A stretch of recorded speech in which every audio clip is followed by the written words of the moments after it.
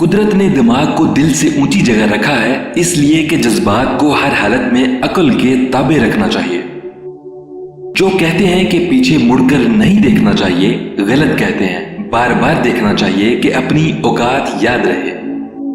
खुद से कमजोर लोगों की इज्जत करना शुरू कर दो, अल्लाह ताला ताकतवर लोगों से तुम्हारी इज्जत करवाना शुरू कर देगा।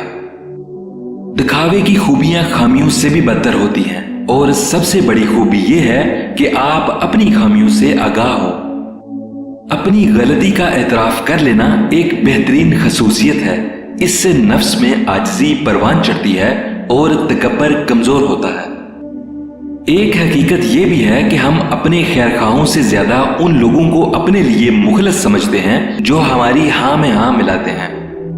तकब्बर से पाक गुफ्तगू, मफाद से पाक मोहब्बत और खुदगर्जी से पाक खिदमत हमेशा सच्चे रिश्ते की दलील है।